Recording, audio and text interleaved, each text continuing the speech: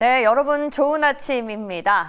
드디어 삼성전자가 엔비디아의 퀄 테스트를 통과한 걸로 알려졌습니다. 워낙 소문만 무성했던 터라 시장에서 마치 양치기 소년처럼 여겨지기도 했는데요. 알파경제 단독 보도를 시작해서 JP모건 그리고 우리 굴지의 언론사들까지 이번엔 진짜 HBM3 12단이 엔비디아의 퀄 테스트를 통과했다고 보도했습니다.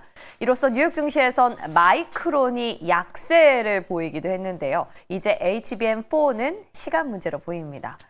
이와 함께 알테오젠, 미국 FDA로부터 키트루다 SC죠. 피하 주사 제형 품목 허가를 획득했다라는 소식이 들려왔습니다. 일명 키트루다 큐렉스인데 만약에 이게 시장에 성공적으로 침투될 경우에 알테오젠 연간 1조 원 넘는 로열티를 거둘 걸로 예상되고 있습니다. 오늘 시장 반응 또한 궁금해지고요.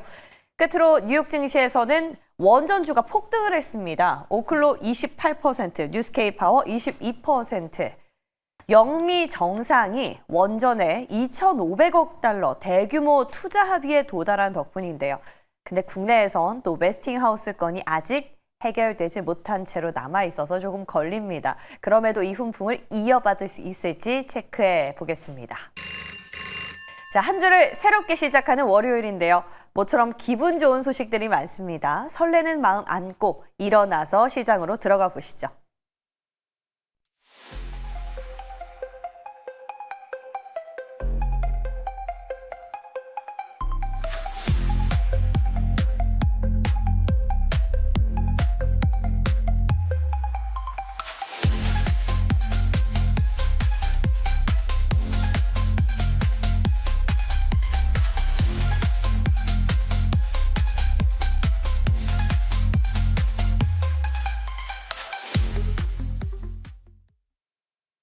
네, 한 주를 새롭게 시작하는 월요일 아침 장전 썰전 퍼스트프라임 리서치 이동근 대표와 함께하겠습니다. 어서 오세요. 네, 안녕하십니까. 네, 이번 주가 벌써 9월의 마지막 주죠. 와, 시간 진짜 빠르다라는 생각이 드는데요.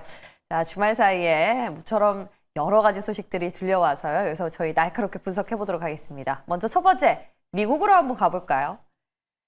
뉴욕 증시에서 원전주들이 폭등을 했습니다. 오클로, 뉴스케이파워 모두 20% 넘게 상승했는데 그 연휴를 봤더니 영미 정상이 원전에 3,500억 달러 대규모 투자 합의를 보면서 원전주가 훈풍을 입었다라는 겁니다. 자, 근데 국내 원전주는 이 훈풍을 바로 이어받기에는 웨스팅하우스 건이 아직 해결되지 못한 채 좀 남아 있어서요. 오늘 어떻게 방향성 예측하십니까? 뭐 일단 그 미국하고 영국의 정상회담에서 원전 포함해서 이제 전반적으로 이제 전력에 대한 얘기겠죠. 그러니까 아무래도 지금 AI와 관련돼서 전력 수요가 급증을 하다 보니까 이 부분에 대한 어떤 투자를 늘리겠다라는 이 부분이 아무래도 가장 중요하다고 말씀드릴 수가 있겠고요. 결국 지금 뭐 미국 같은 경우는 원전주가 이제 뭐 오클로라든가 뉴스케일 같은 종목들이 뭔가 모멘텀을 좀 찾았어야 되는데 그 모멘텀이 작동을 한 것이 아닌가라는 생각이 들고요. 말씀하신 대로 일단 국내 원전주들은 지금 정부의 어떤 탈원전 가능성에 대한 우려가 조금 이제 부각이 되면서 사실 투자 심리는 조금 약해져 있는 상황이고, 다만 두산에너지 같은 종목들 보면은 조정은 나오지만 조정이 그렇게 강하게 나오진 않아요. 그러니까 우리가 얘기하는 횡보 조정의 모습이 나오고 있고, 뭔가 역시 마찬가지로 지금 좀 때를 기다린다 또는 이제 뭐 어떤 호재를 찾는다 이렇게 말씀드릴 수가 있겠고요. 결국 중요한 부분은 이렇게 이제 미국장에서는 원전 대표주들이 올랐는데, 이게 우리나라는 결국 앞에서 앵커께서 말씀하셨지만은 미국하고의 이제 원전 협력이 언제쯤 본궤도에 오를지가 가장 중요하다 이렇게 말씀드릴 수가 있을 것 같아요. 뭐 이미 뭐 잘 아시다시피 전 세계적으로 봤을 때 원전 설비 규모는 뭐 앞으로 한 20 몇 년 정도의 어떤 시간 동안에 한 거의 한 3배 정도 늘어날 것이다.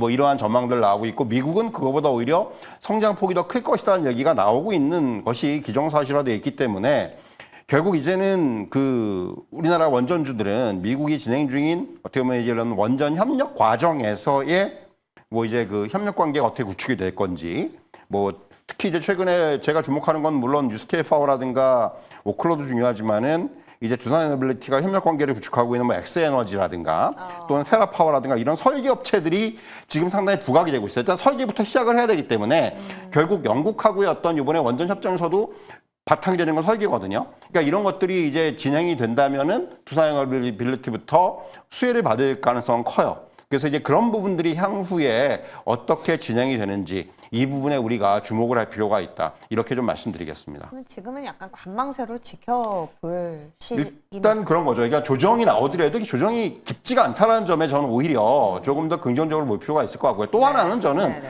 일단 지금 시장의 색깔이 많이 변했어요.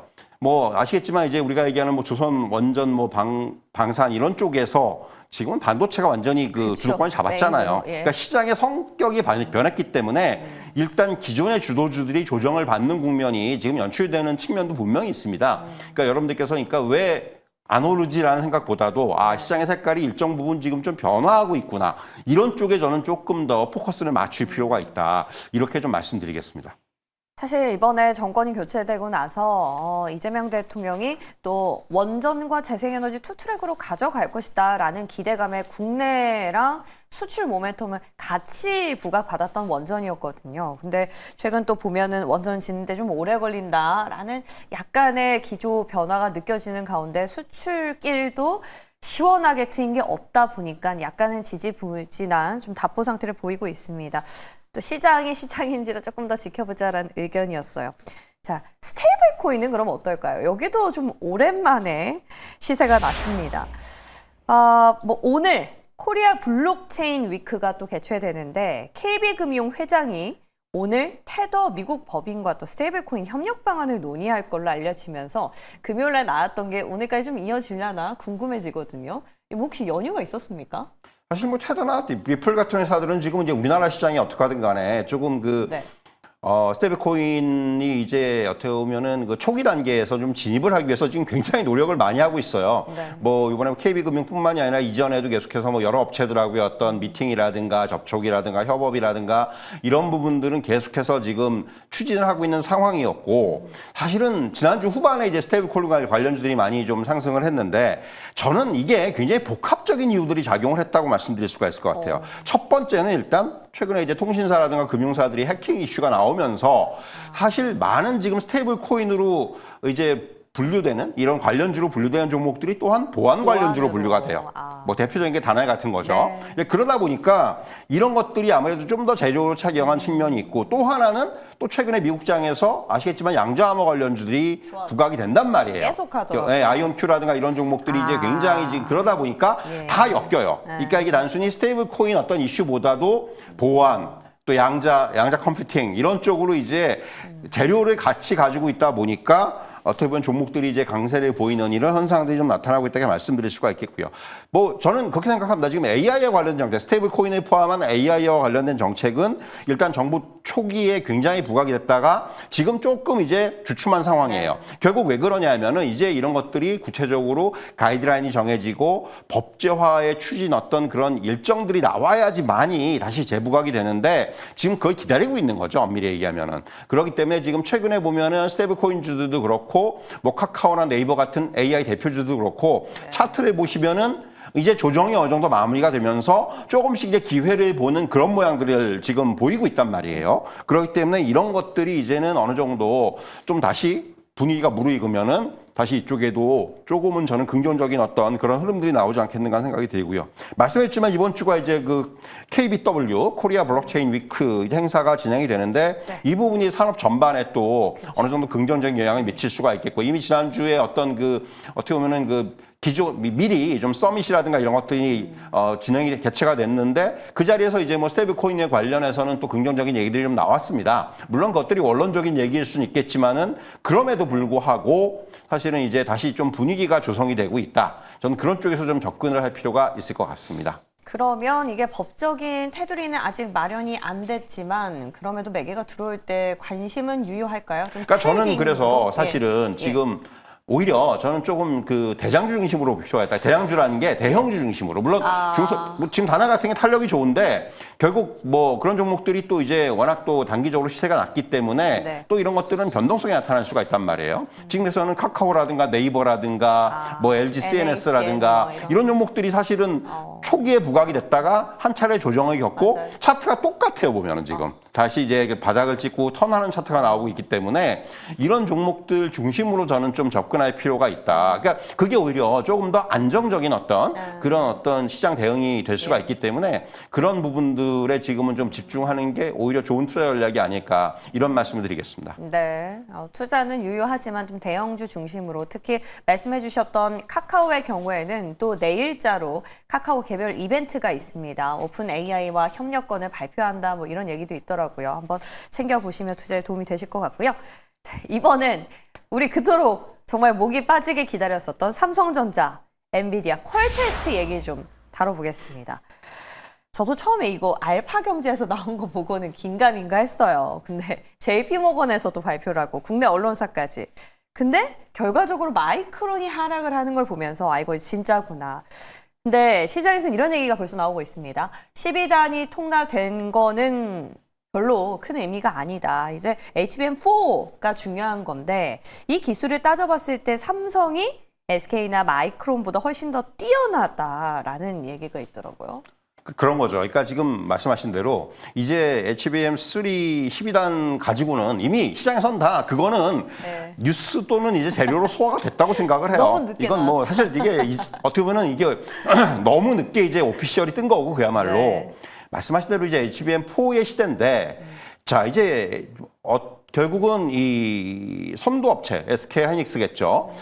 이 격차를 갖다가 굉장히 좁힐 것으로 전망을 하고 있다라는 부분. 그리고 HBM 시장에서 이제 그렇다면은 SK 하이닉스의 그동안 독주 체제가 이제 완전히 좀 이제 그 경쟁 체제로 바뀔 수가 있다라는 부분. 이런 것들에 주목을 해야 되고 말씀하신 대로 이제 HBM4에서는 삼성전자의 기술력에 대해서 주목을 하는 지금 시각들이 많은데 두 가지 측면이에요. 하나는 일단 그 HBM4를 만드는 환경 자체가 삼성전자가 조금 더 이제 그 기술력적인 측면에서 앞서 있는 그 어떤 기술의 그 패턴을 적용을 해요. 네. 그렇기 때문에 상대적으로 비용이 더 많이 들어갑니다. 그럼에도 불구하고 삼성전자가 그걸 고집하는 이유는 결국은 이제 그 엔비디아라든가 이런 쪽에서 요구하는 수요를 맞추기 위한 하나의 어떤 삼성전자의 방편이기도 하고요. 두 번째는 이제 그 우리가 얘기하는 지금 이게 뭐 많은 그 전문가들이 얘기하는 거는 이제 그 HBM4부터는 베이스 다이라고 그래가지고 네. 베이스 다이가 뭐냐면 이제 그 가장 기본이 되는 어떤 그런 칩이 베이스 다이인데 이 베이스 다이가 기존에는 어떻게 보면 GPU하고 메모리를 단순히 연결하는 통로 수준의 역할밖에 못했는데 HBM4부터는 여기에도 이제 기술이 어떻게 보면은 그 진화가 되면서 단순히 연결을 넘어서 연산 효율을 높인다든가 에너지를 관리하는 이런 기능들을 거기다 집어넣습니다. 네. 그런데 이 베이스 다이가 그러니까 어떻게 보면 이 부분이 베이스 다이의 역할이 커질수록 뭐가 중요하냐면요. 파운드리 역할이 커져요. 그러니까 SK 하이닉스는 파운드리를 TSMC를 쓴단 말이에요. 근데 이제 삼성전자는 파운드리를 내재화하고 있죠. 그럼 상대적으로 이런 그 베이스 다이 역할이 중요해질수록 유리하네. 파운드리를 가지고 있는 삼성전자가 유리해질 수가 있다는 거예요. 이게 네. 어떻게 무슨 얘기냐면은 미세한 공정. 그러니까 지금 삼성전자는 그 요번에 보면은 HBM4에서 4나노를 채택을 했고요. 네. SK하이닉스는 TSMC의 12나노를 쓰고 있어요. 상대적으로 미세 공정에서는 삼성전자가 조금 더 유리해질 수가 있다는 거예요. 그러니까 동일 수요를 유지했을 경우에 고객사의 맞춤 설계라든가 성능의 개선에서 삼성전자가 유리한 고지를 차지할 수가 있다는 거예요. 초기에는 그렇지 못하더라도 점점 이제 그 양산이 진행이 될수록 삼성전자의 제품에 대한 어떤 이런 그 좋은 평가가 나올 가능성이 있다라는 얘기입니다. 그래서 HBM4부터는 사실은 지금 이렇게 어떤 기술력의 부분이라든가 이런 부분에 삼성전자가 이 부분을 어느 정도 조금 더 향상을 시킨다면은 시장에서는 상당히 그 높은 평가를 받을 수가 있고 말씀드린 대로 이 점유율에 있어서도 상당히 많은 부분을 이제 가져갈 수가 있기 때문에 네. 이 부분이 HBM4에 대한 기대가 크다라는 쪽에서 우리가 얘기할 수 있는 부분이다 이렇게 말씀드릴 수가 있을 것 같아요. 앞으로 미래 먹거리 사업에서도 어느 정도 경쟁력을 확보한 걸로 들리고요. 여기에 이번 실적만 따져봤을 때도 지난번보다 훨씬 더 좋을 것이다. 실적의 컨센에 상회할 걸로 전망이 되고 있습니다. 여기에 메모리는 슈퍼사이클이다. 슈퍼사이클까지는 아닌 줄 알았는데 그런 호황기에 접어들었다라는 분석까지 나오고 있어서 근데 문제는 반도체 관세예요. 네.